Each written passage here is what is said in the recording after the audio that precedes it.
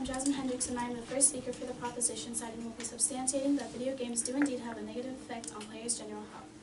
Our three main assertions for the proposition will be: first, how gaming affects other activities like sleeping; second, the physical well-being of players, which is about how gaming affects the body; and, last but not least, the psychological wellness of gamers, which is about how gaming affects the brain.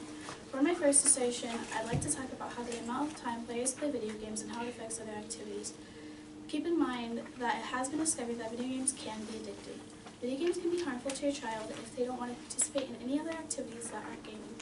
According to healthchildren.org, children should not be getting any more than 2 hours of screen time per day, which includes but not limited to surfing the internet, television, and video games.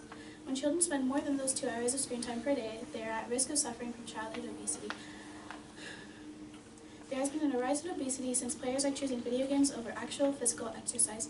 Teens need REM and deep sleep to rebuild long-term memory for learning, focus, attention, maintaining health, and fighting obesity. Says Matthew Edlund, director for the Center of Circadian Medicine and author of The Power of Rest. If teens are not getting sleep, then the players can be negatively affected. In a newsletter by the Archives of Pediatrics and Adolescent Medicine, teens should be getting no more than 6.5 Teens should be getting more than the 6.5 to 7.5 hours of sleep below the 9 recommended hours. Gamers can suffer relationships with family and friends if all they want to talk about is gaming, lie about their excessive gaming issues, and lie about the time that they spend gaming. According to teenshealth.org, an online parenting and health information resource maintained by the Nemours Foundation, electronics in your teenager's bedroom can negatively affect their normal sleep cycle. Late-night texts, phone calls, and emails can keep your child from sleeping soundly, even if they are not reading or answering them. According to the Palo Alto Medical Foundation, teens whose electronic time includes violent television and video games may also experience increased aggression. Also, according to the researcher Douglas A. Gentile, an associate professor at the Iowa State University who studied the link between video games and depression, spending too much time playing video games can increase depression in teens who are prone to having social or mental health problems. According to Gentile, teens with mental issues may turn to video games for relief, but they progressively become addicted to playing, causing social, academic, and emotional problems. According that may last well into adulthood. In some cases, teens have been so addicted to video games that they can become isolated and depressed. Thank you, and please consider voting for the proposition once the reading is over.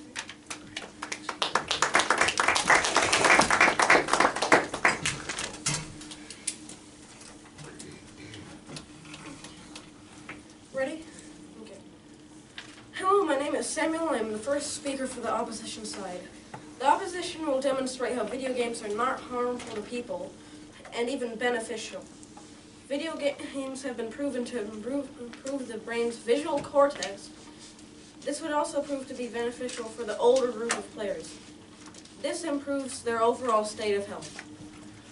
Video games also help people to have a substantial decrease in mental deficiencies.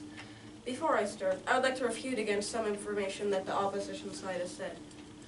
So the proposition side has said that video games cause harmful addictions and violent tendencies as well as obesity. But this is untrue in most cases. Video game addiction isn't always an outcome from playing video games. And even if you do have the chance of being addicted, you could always set a schedule to improve the chances of staying not addicted to the video games. So, violence is not technically proven to be an outcome of playing video games, but video games are commonly blamed to cause violent tendencies of the children that play them. And for obesity, not all children get obesity, but if you don't want to get obesity, you could always set a gaming schedule to make it so you don't play too much, so it lowers the chances of getting any negative side effects. To move on, video games may be helpful with physical health. Research justifies improvements with hand-eye coordination. Video games are very active and have been proven to reliably improve on the player's hand-eye coordination. According to scientificamerican.com, some types of video games with lots of action are proven to improve your visual cortex. Video games may be of assistance to someone with a condition known as lazy eye. This is when the visual cortex has trouble with vision. There are some video games that have a lot of active movement that could improve your weight and strength, such as Wii Fit and Kinect Adventures. These video games will confidently improve the player's physical activity even when they're having a good time. These games allow the players to win against the opponent or succeed at a goal. This is beneficial to the player's overall state of health. Players who play these video games may end up suffering from obesity. This is commonly blamed upon video games, yet this is a choice that has been made by the player. The player should be urged to improve their gaming schedule. This will help them avoid negative side effects. If they have a gaming schedule that also includes going to the gym, this would help the chance of the player's good health. My name is Samuel, and please vote for the opposition.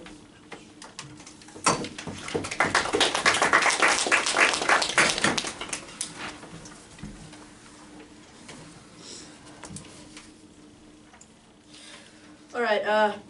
Hi, I'm Alejandro Rojas, and I'm the second speaker for the proposition. I'll be verifying the physical effects of the video games. First, I'd like to refute my the opposition's examples. They say that it improves the visual cortex, which is true. But later, I'm gonna get into a more in-depth reasons why it still has the same negative effects. And also, they said that Sammy said that the player themselves could change their schedule to not be addicted or to not have obesity, and that it's their choice. But it is not necessarily their choice if video games are addictive already. He's giving a solution that most people can't do. Video game is not necessarily a drug, but it can still be addictive, and towards addictive things, as usual, they cannot just give it up or change the schedule on how to do it without help. Also, I'm going to be getting into the Wii Fit later on in my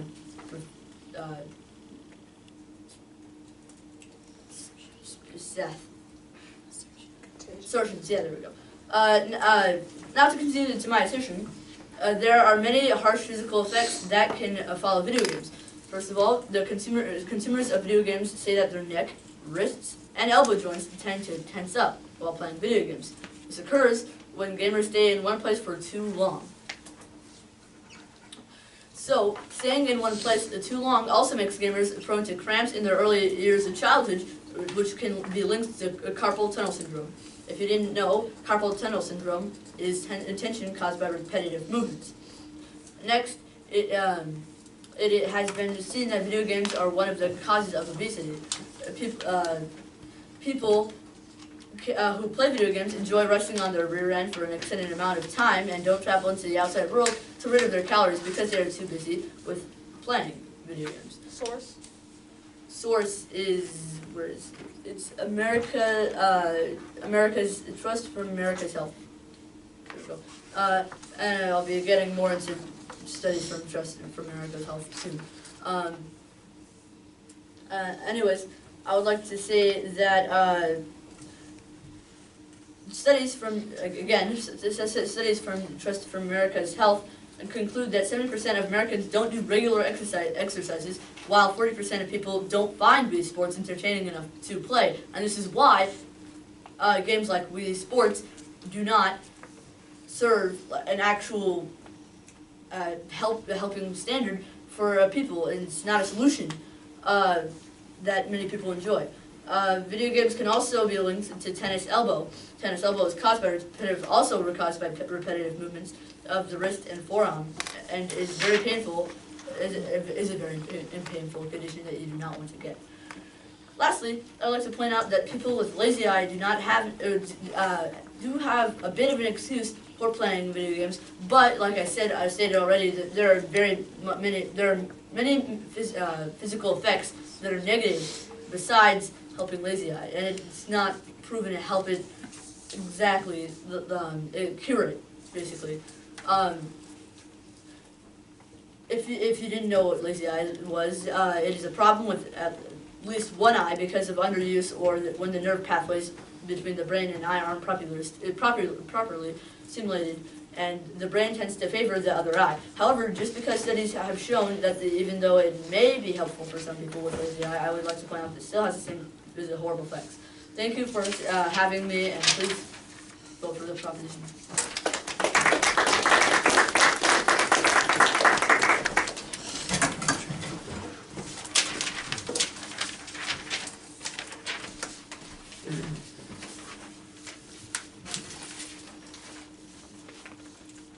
Ready?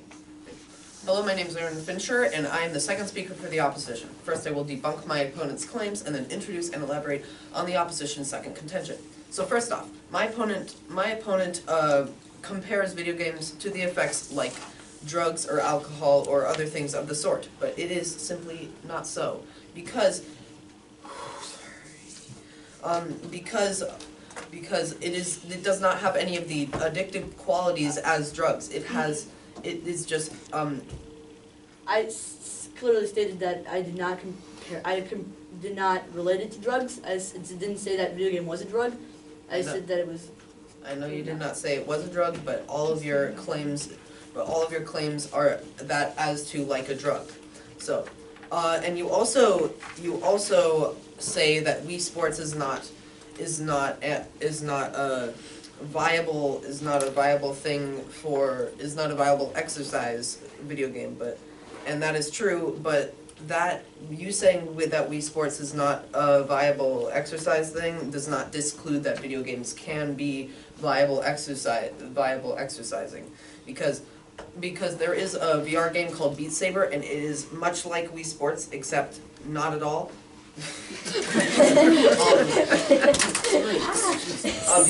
Because it is a beat game, but it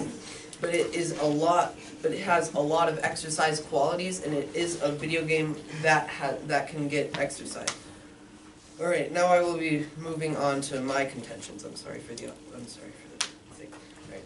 The opposition will justify that video games do not have a negative effect on the player's brain, but in fact it temporarily improves the eyesight and the visual cortex, which the first speaker has already stated. Based on a study conducted by Daffy and Belliver, video games have a substantial increase in spatial resolution in their vision. This study was conducted by separating two groups, one playing Tetris and the other playing a fast-paced shooting game called Unreal Tournament, and then making them take an eye test afterwards. Based on the before and after of the eye test, the people who have played Unreal Tournament have an increase, as stated before, in their scores than the people who have played Tetris and the baseline test than they have before. The people, these claims against video games against the opposition are faulty and don't have that much evidence behind them. And so, as stated before, video games actually temporarily improve eyesight, but they also improve mood.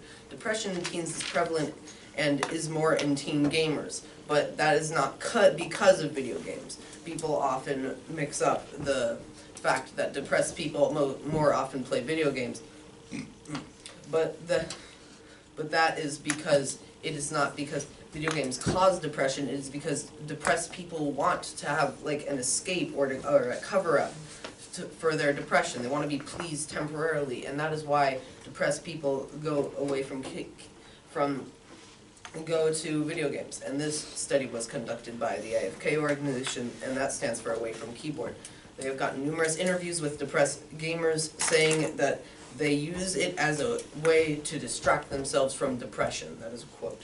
And video games do not cause depression. They are a way for depressed people to not be hindered by depression, if only temporarily. That is where some people mix up the fact that depressed people play video games, mix up a link between that and video games and depression. Video games do not hinder mental health, they improve it, and multiple studies back me up. Thank you, please vote for the opposition.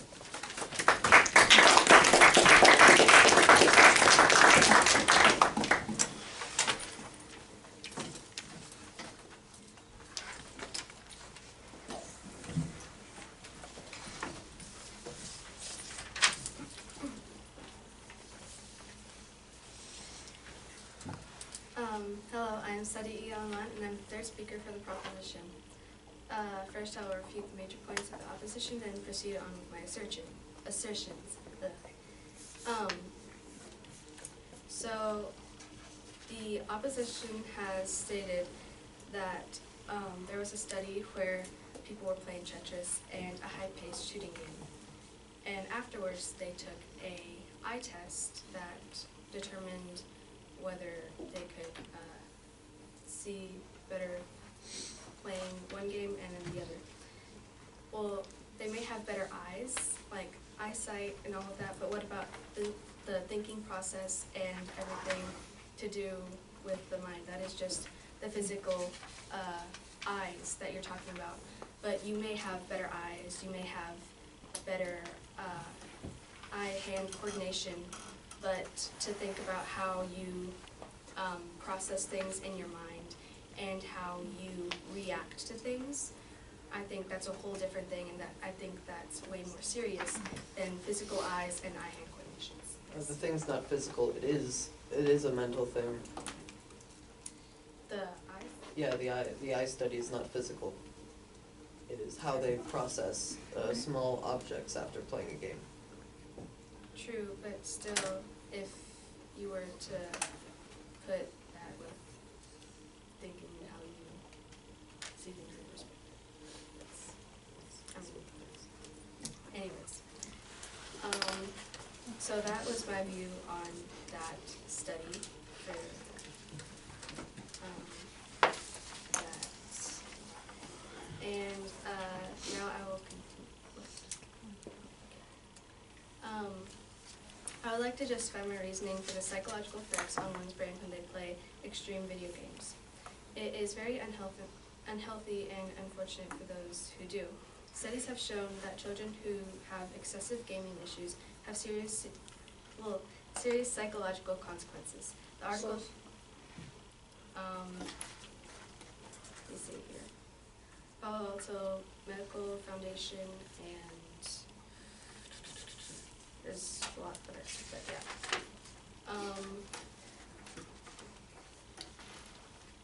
The article, This Is Your Child's Brain on Video Games, has many unbelievable details about how video games can send outbursts into the mind and cause an individual to act oddly or out of routine.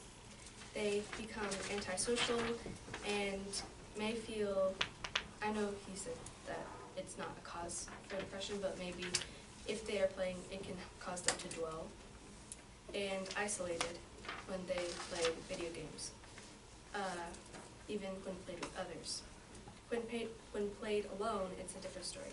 The article stated this: his, the hypothetical character, primitive brain is fully engaged now, turning him into an enraged animal ready to fight off all challengers, visions of revenge. He kicks the wall a few times, then pounds on his bedroom door. That statement shows not only how a person is fast to anger, but it also shows how they can hurt themselves, others, and property when they are on a rampage after they play a extreme video game. Correlation, not causation. That's a false statement. It's correlation, not causation. It's correlation, not causation. This is confirmed by, again, as Jasmine has stated, the Palo Alto Medical Foundation, who says that teens with electronic time include violent television and video games may also experience increased aggression. To continue, video games can even affect you psychologically when you are asleep. Studies have shown that when you fall asleep with a device, it can affect you mentally. Radiation from devices such as phones, Game Boys, video game consoles that are left turned on at night cause many unpleasant effects, such as sleepiness, eye problems, and if continued for a long period of time, the radiation can also cause cancer. These are all of the Source? let me find that.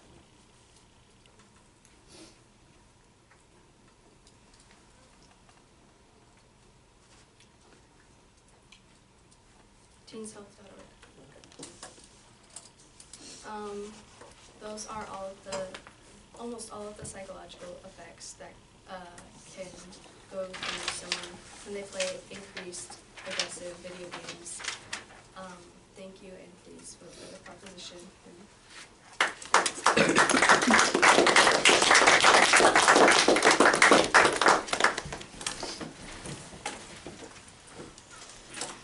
Hello, I'm Andrew Underwood, and I'm the third speaker for the opposition. I will now refute some of my opponent's claims while strengthening and adding on to my own team's assertions.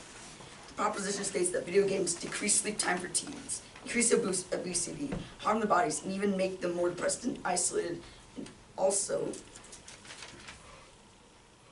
that it harms the mental health of toddlers, and that the radiation from phones can harm them.